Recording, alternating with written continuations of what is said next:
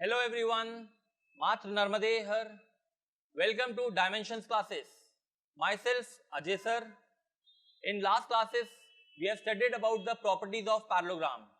Today we will study a very important concept of triangle, that is midpoint theorem. State and prove midpoint theorem. So let's move to the class.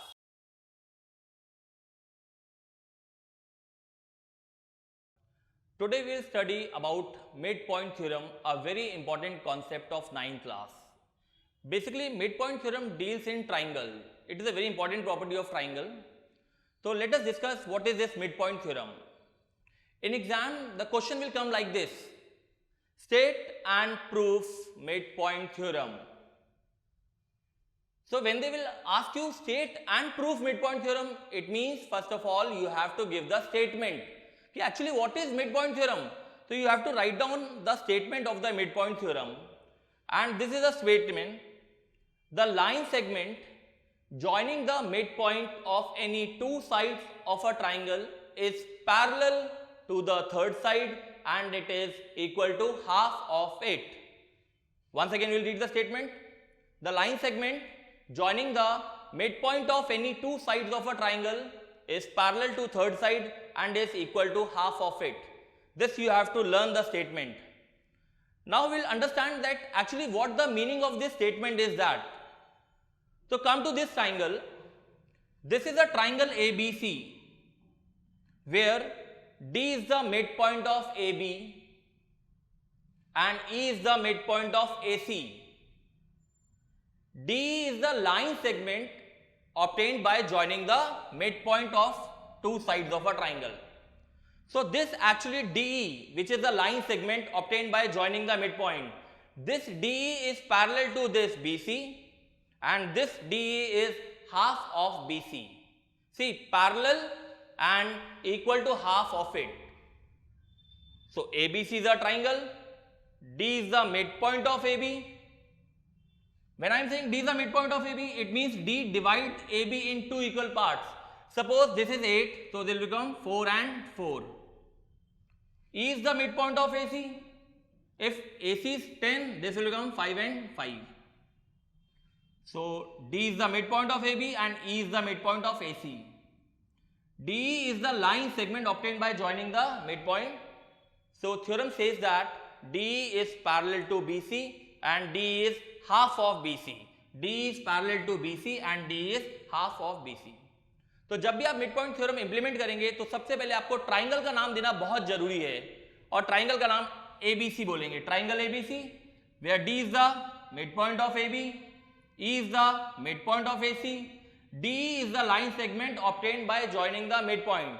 So this D is parallel to third side BC and this D is half of BC.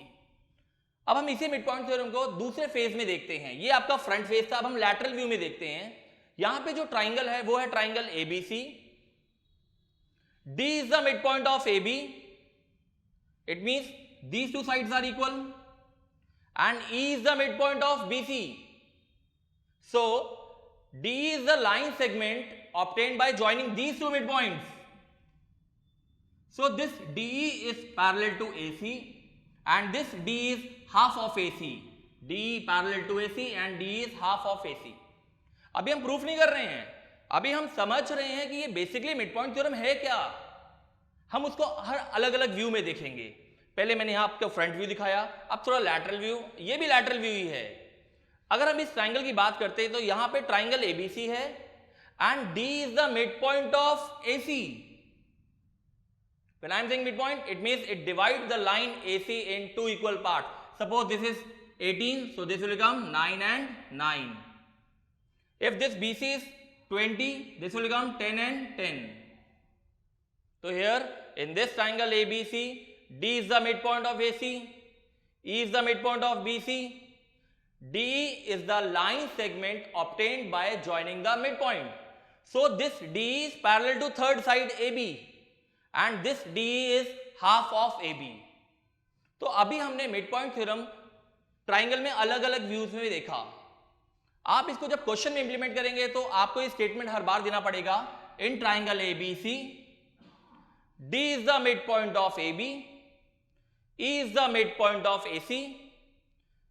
D is the line segment obtained by joining the midpoint. So this D is parallel to BC and this D is half of BC. If question come like this, in triangle ABC, D is the midpoint of AB, E is the midpoint of BC, D is the line segment obtained by joining the midpoint. So this D is parallel to AC and this D is half of AC. Now come to this view. In triangle ABC, D is the midpoint of AC, E is the midpoint of BC, D is the line segment obtained by joining the midpoint. So this line segment is parallel to AB and this line segment is half of AB.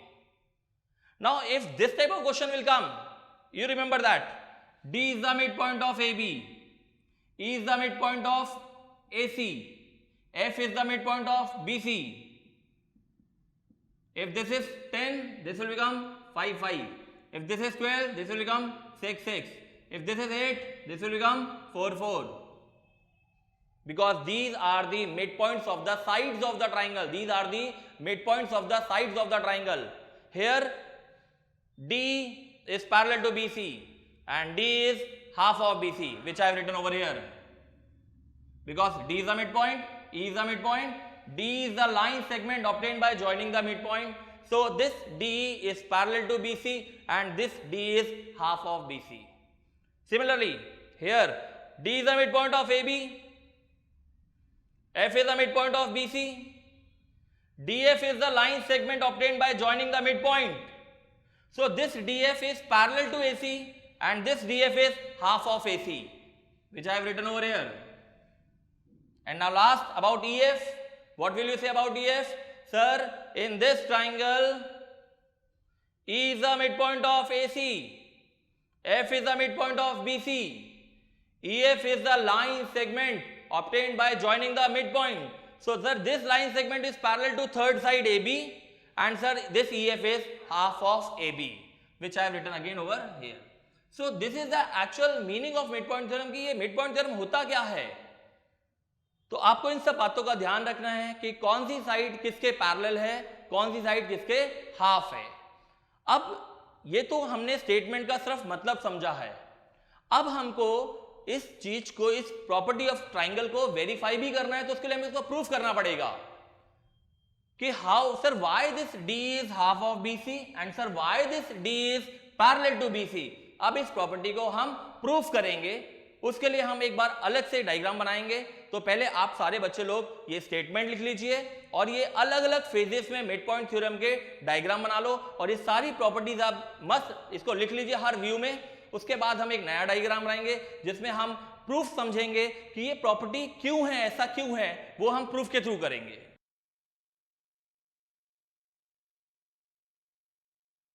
आप सभी ने midpoint theorem की statement लिख ली है अच्छे से. अब now it's time to prove that property sir कि why this D is parallel to BC and sir why this D is half of BC. ABC is a triangle, D is the midpoint of AB, E is the midpoint of AC, D is the line segment obtained by joining the midpoint. So now you have to prove that this D is parallel to BC and this D is half of BC. अब देखो बच्चे, geometry में एक writing pattern होता है. आपको कोई भी चीज को रिप्रेजेंट करना है, उसका भी एक तरीका होता है and that is more important. Algebra में और ज्योमेट्री में यही बहुत ज्यादा बेसिक फर्क है. यहाँ पे the representation, how you are representing the things, that is more important. तो जब भी हम किसी चीज को प्रूफ करते हैं तो very first thing we have to write down given, कि इस क्वेश्चन में हम लोगों को क्या क्या बातें गिवन दी गई हैं, that you have to write down first. तो जैसे आप सभी को मालूम है, what is the given condition over here, D and E. D and E are the midpoints. D is the midpoint of AB, E is the midpoint of AC. So that we have written over there.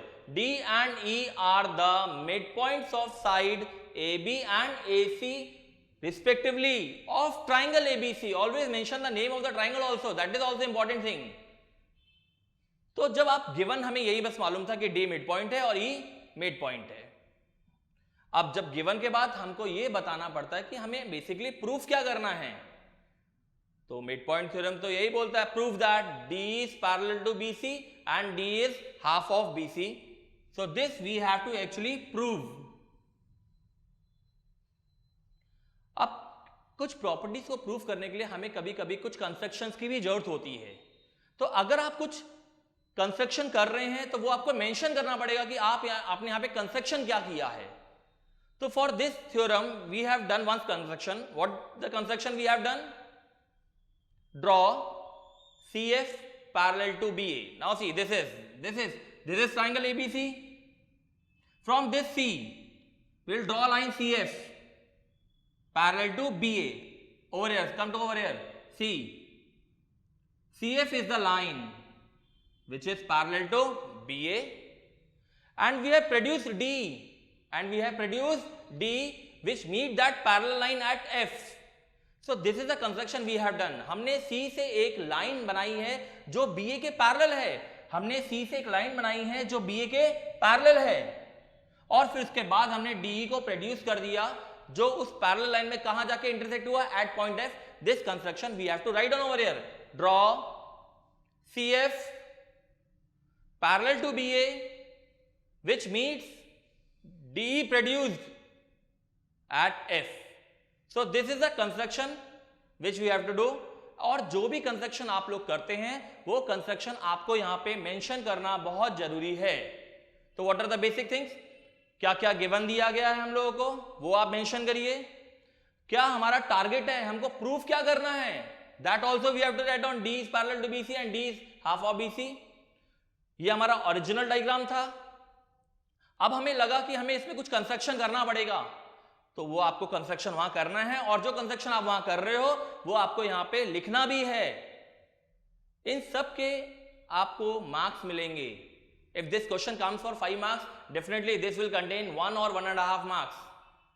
तो you have to write down all this things. Come on, make it fast. Write down all of you.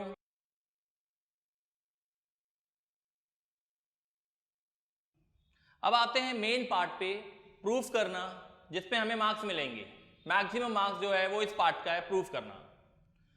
तो इस theorem को proof करने के लिए हमें थोड़ा सा कॉन्ग्रुएंसी की मदद लेनी पड़ेगी. आप you have all studied about congruency. Last classes में हम लोगों ने कॉन्ग्रुएंसी के बारे में भी पढ़ा था, तो उसका थोड़ा सा एक एप्लीकेशन फिर से यहां पे एप्लीकेबल होएगा. तो आइए, हम लोगों को इन दो ट्राइंगल, आप लोगों को सबको दो ट्राइंगल दिख रहा होगा. ADE is the first triangle, CEF is the second triangle. अब आप अपना पूरा फोकस, पूरा अटेंशन इन दो ट्राइंगल पे दीजिए. बच्चे देखो, हम बेसिक से स्टार्ट करते हैं. जब हम कॉन्ग्रुएंसी पढ़ते हैं तो यहां सबसे बड़ी मेन जो बात होती है वो होती है साइड्स और एंगल्स की.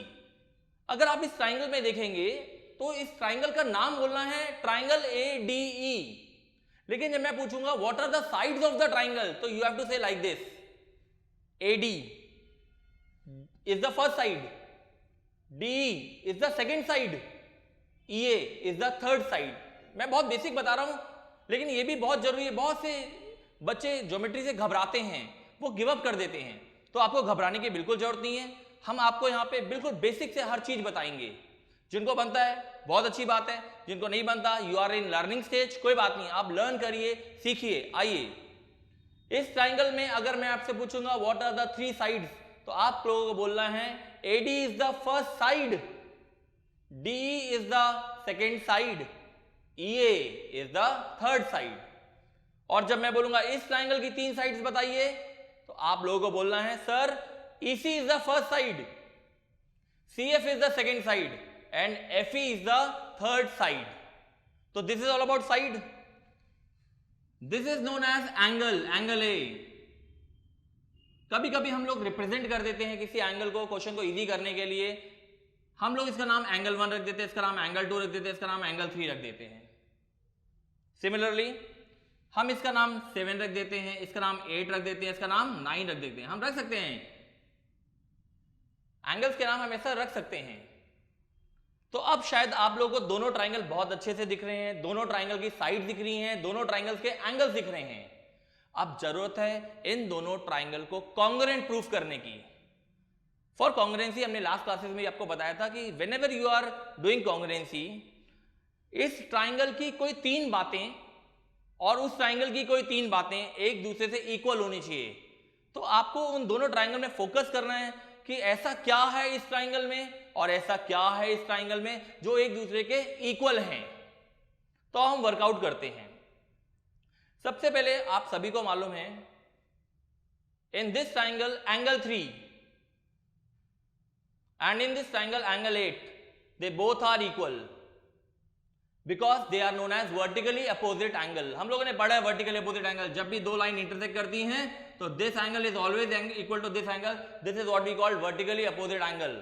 so this is a line, this is a line, both the line intersect at point D, so 3 equal to 8, 3 equal to 8। और we can say, हम 3 का एक नाम भी दे सकते हैं। कैसे नाम देते हैं? Angle DEA। हम इस 3 को कैसे बोल सकते हैं? Angle DEA। और हम एंगल 8 को कैसे बोल सकते हैं? Angle FEC। एंगल 8 को हम कैसे बोल सकते हैं? FEC। तो जब हम दोनों ट्राइंगल कॉन्ग्रुएंट कर रहे हैं तो हम इस बात का ध्यान रखेंगे कि सर इस ट्राइंगल में दिस एंगल जो हमने रेड कलर से मार्क किया है और इस ट्राइंगल में सर ये रेड वाला जो हमने मार्किंग की है, they both are equal because sir they are vertically opposite angle and vertically opposite angles are always equal to each other. Now come to second part. आपको याद है गिवन में दिया था E is the midpoint of AC, E is the midpoint of AC, and if E is the midpoint of AC, it divides the line segment in two equal parts। तो हम ये कह सकते हैं सर इस ट्राइंगल का AE और sir इस ट्राइंगल का EC, they are also equal to each other, AE equal to EC।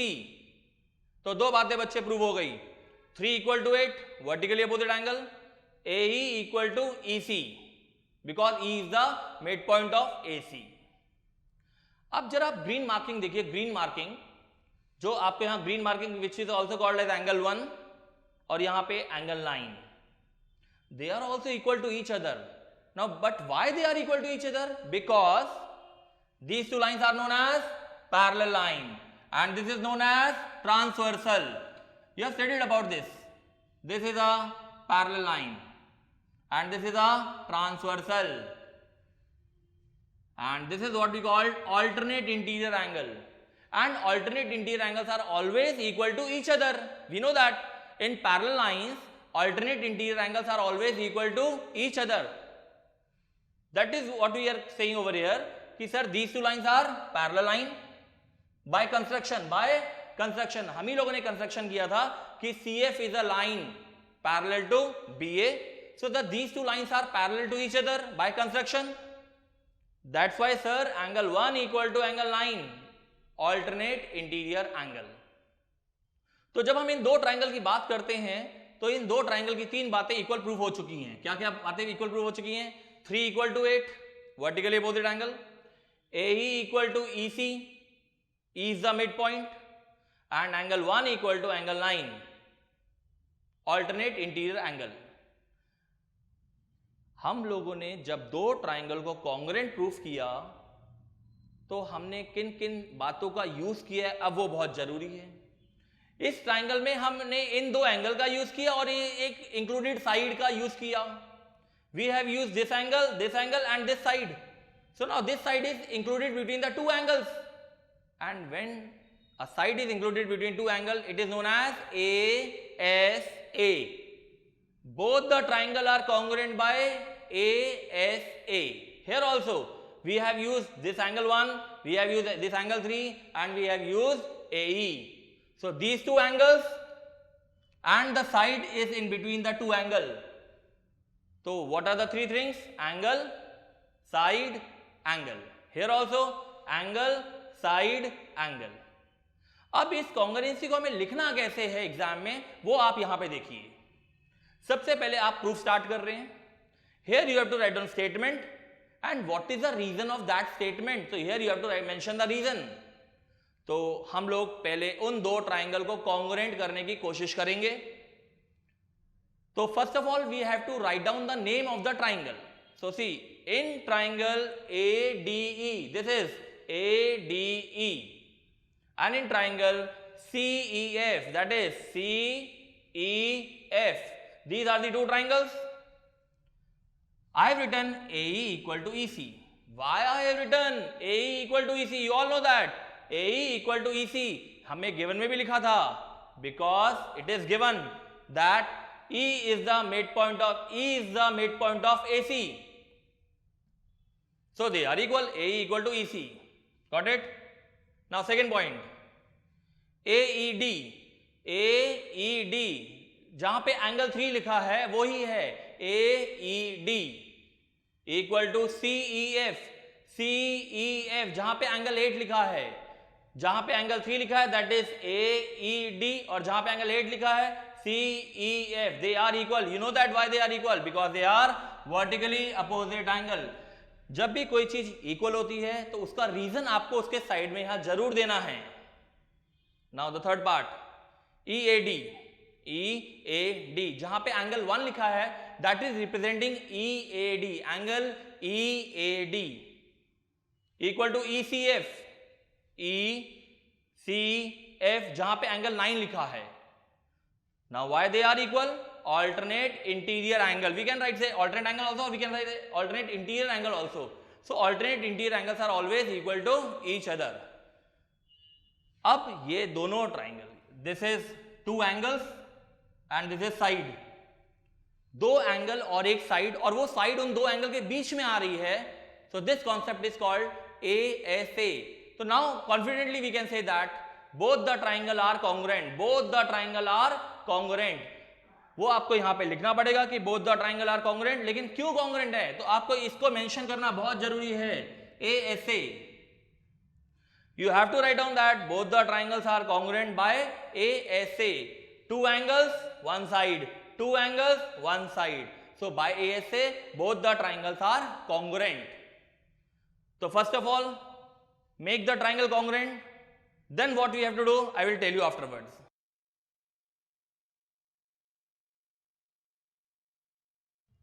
अब वी ऑल नो दैट कि जब दो ट्राइंगल कॉन्ग्रुएंट होते हैं, कॉन्ग्रुएंट मतलब exactly same shape, same size, both the triangle are congruent. इसका मतलब इस ट्राइंगल की हर चीज उस ट्राइंगल के हर चीज के इक्वल हो जाएगी, which we call basically corresponding part of congruent triangles. तो क्या हम कह सकते हैं कॉन्ग्रुएंसी करने के बाद कि CF equal to DA? Yes, we can say that CF equal to AD. CF equal to AD. किसी ने आपसे पूछा sir why this CF is equal to AD, तो आप उनको बताना कि as both the triangle are congruent by ASA, that's why this CF is equal to AD. और वो आपको यहां पे रीजन देना पड़ेगा, मेंशन करना पड़ेगा. CF equal to AD corresponding part of congruent triangles. जब दो ट्राइंगल कॉन्ग्रुएंट होते हैं तो हम करस्पॉन्डिंग पार्ट का यूज करते हैं कि they are equal in length. तो we can say that CF equal to AD.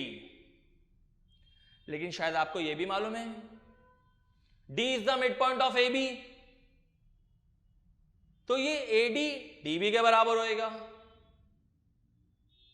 CF AD के बराबर है बाय CPCT, और AD DB के बराबर है because D is the mid point of AB. तो इससे हम क्या कंक्लूजन निकाल रहे हैं? CF AD के बराबर है CPCT, AD BD के बराबर है because D is the mid point of AB.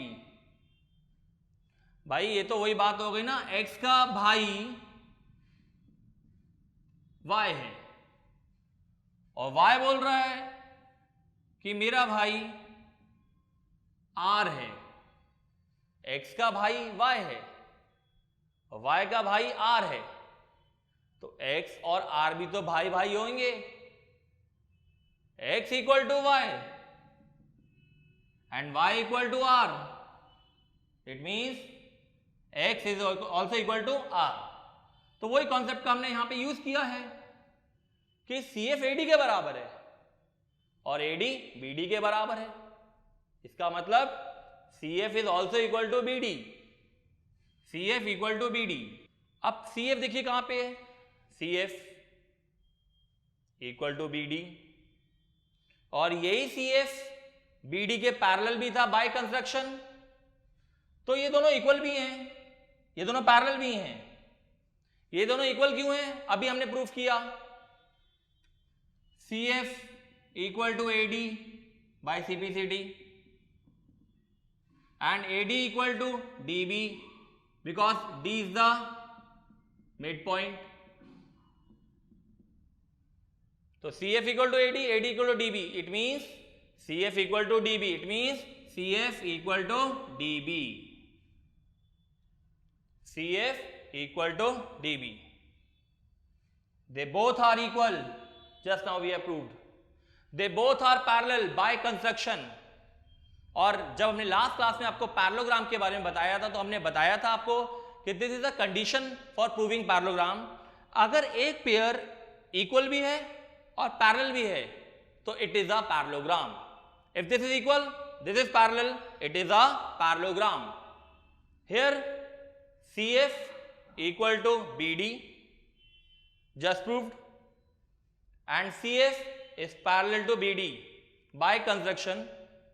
So opposite sides are equal and opposite sides are parallel. So if they are equal, they are parallel, it means it is a parallelogram. It is a parallelogram. So they both are equal, they both are parallel. So B, C, F, D is a parallelogram. तो आपको अब इस diagram को parallelogram proof करना है। तो आप step याद रखिए, पहले हम लोगों ने इन दोनों ट्राइंगल को कॉन्ग्रुएंट प्रूफ किया। कॉन्ग्रुएंसी से हमें ये फायदा हो गया कि this is equal to this, this is equal to this, it mean these two are equal, and if these two are equal, these two are parallel, तो ये पैरेललोग्राम बन गया। तो पहले हमें कॉन्ग्रुएंसी करनी है, उसके बाद हमें इसको पैरेललोग्राम प्रूफ करना है, और उसकी प्रॉपर्टी हमने ऑलरेडी प्रूफ कर दी है। तो now confidently we can say that BCFD is a parallelogram. The whole shaded portion, ये आपको ब्लैक लाइनिंग का जो शेड दिख रहा है, इट इज अ पैरेललोग्राम, और हमने पैरेललोग्राम प्रूफ किया है। हमने इन दोनों को इक्वल प्रूफ किया है, हमने इन दोनों को पैरेलल प्रूफ किया है। When they are equal, they are parallel, then only we are saying that it is a parallelogram. BCFD is a parallelogram. Now if this is a parallelogram, we write down this also, CF equal to AD, but AD equal to BD. Reason over here, CF is equal to BD, CF is parallel to BD by construction, so we can say that BCFD is a parallelogram.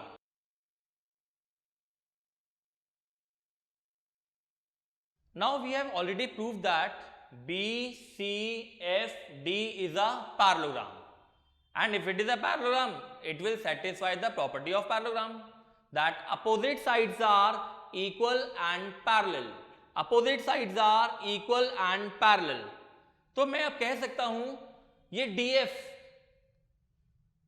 is parallel to BC because it is a parallelogram. It is a parallelogram. That's why DF is parallel to BC. Now BCFD is a parallelogram, so we can say that DF is parallel to BC. अब अगर ये पूरी line इसके parallel है तो this DE is also parallel to BC। भाई पूरी line जो है वो इसके पैरेलल है। These two lines are parallel. These two lines are parallel. This is BC and this is DF. If these two lines are parallel, अगर मैं इतना पोर्शन कट कर दूं और इसका नाम E दे दूं तो ये भी तो इसके पैरेलल ही होगा। तो that only we are saying that if DF is parallel to BC, तो ये understood है कि DE is a part of that line, so this is also parallel to BC. So now we can say that DF is parallel to BC, that's why DE is also parallel to BC. DF is parallel to BC, it means DE is also parallel to BC. This is the first part which we have proved. हमको जब proof करना था तो हमको दो चीजें proof करनी थी। In triangle ABC, D is the midpoint of AB, E is the midpoint of AC, DE is the line segment obtained by joining the midpoint. तो prove that DE is parallel to BC, this is the first part, and D is half of BC. This is the second part. So we have proved that D is parallel to BC. This is the first part which we have proved by proving that it is a parallelogram. Now come to second part. It is a parallelogram, so we can also say that DF equal to BC. DF equal to BC. DF equal to BC. Opposite side of parallelogram are equal in length also. So DF equal to BC. ये DF दो segment से मिलके बना हुआ है, DE plus EF. तो हम लोगों ने क्या किया, DF इक्वल टू BC लिखा. फिर BC तो हमें प्रूफ में चाहिए है, तो BC को हम लोग टच नहीं करेंगे, जैसा है वैसे लिखेंगे. DF को हम ब्रेक कर देंगे. DF ध्यान से देखिए डायग्राम में, DF को हम दो पार्ट में ब्रेक करेंगे, एक DE और एक EF. तो हमने DF की जगह पे लिख दिया DE प्लस EF. बाकी सब कुछ वही लिखा, इक्वल टू में इक्वल टू लिखा, BC में BC लिखा. DF को हमने ब्रेक कर दिया इन दो पार्ट में. अब हमें प्रूफ में EF की जरूरत नहीं है. हमें प्रूफ में EF की जरूरत नहीं है, वो तो हमारा एक्सटेंडेड पार्ट था. तो हमको प्रूफ में EF की जरूरत नहीं है. तो अब हम लोग क्या करेंगे, रिप्लेसमेंट कर देंगे. ये जो EF है ना, ये DE के इक्वल भी, ये भी बात हमें मालूम है.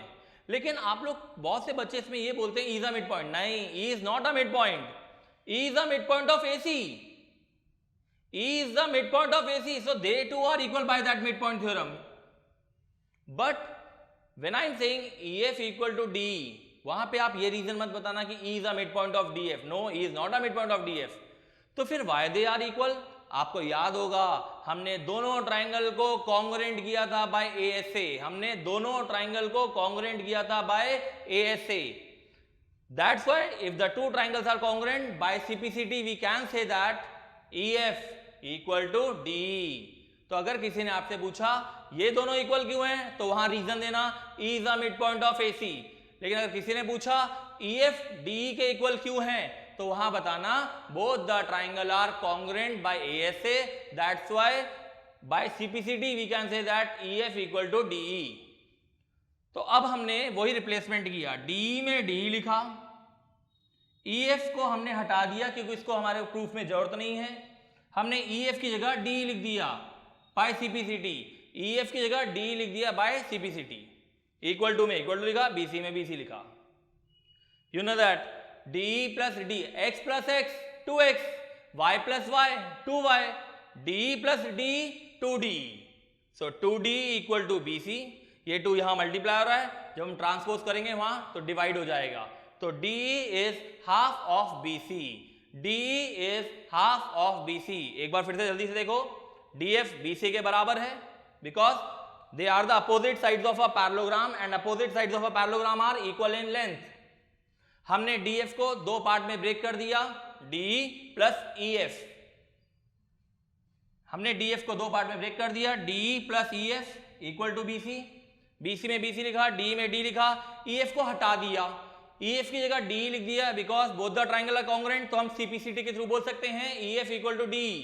EF equal to D, DE plus D 2D, 2D equal to BC. फिर ये 2 वहां ट्रांसपोज हो जाएगा, D equal to half of BC. और यही हमारा सेकेंड पार्ट था जो हमें प्रूफ करना था. D is parallel to BC, first part proof, and D is half of BC. This is the second part proved. So this is what we call midpoint theorem and its proof.